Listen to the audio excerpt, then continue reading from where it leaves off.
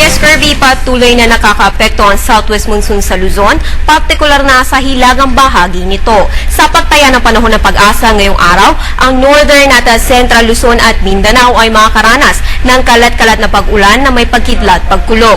Magiging malawakan ang pag-ulan na yan pagdating sa southern at western Mindanao. Kaya pinaalalahanan ang mga residente dyan na maging alerto sa posibilidad ng flash floods at landslides. Ang natitirang bahagi ng bansa kasama ang Visayas ay makaranas lang ng isolated thunderstorms. Dito naman sa Metro Manila, ayon sa ating nakapanayam na si Pag-asa weather forecaster Alzar Aurelio, ay maganda ang panahon maliban na lamang sa mga pulupulong pag-ulan.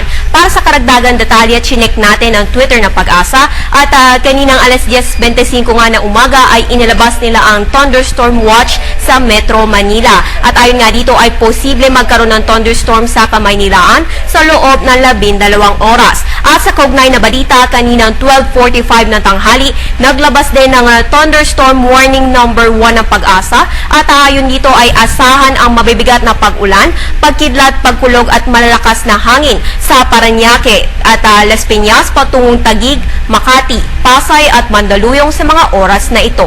Samantala sa lagay na panahon natin over the weekend, dito sa Metro Manila ay maganda pa rin ang panahon, no? Dahil ang hanging habagat daw ay patuloy na lumalayo sa ating bansa kaya humihina ang epekto nito na magdala ng mga pag-ulan at usually ang mga pag-ulan na yan ay pagsapit ng hapon o gabi. Habang sa northern at central Luzon at Mindanao pa rin ay halos buong araw na maulap ang kalangitan at may mga pag-ulan pa rin dulot ng mga thunderstorms. Samantala, isang shallow low pressure area ang namataan kaninang alas 2 na madaling araw sa layong 280 kilometro sa timog silangan ng Davao City. Pero ayon kay Alzar ay dahil nasa kalupaan na ito sa kasalukuyan ay mababa naman na ang tsansa nito maging isang bagyo. At yan ang latest mula dito sa Pag-asa DST. Para sa Telebisyon ng Bayan, April N. Nerio.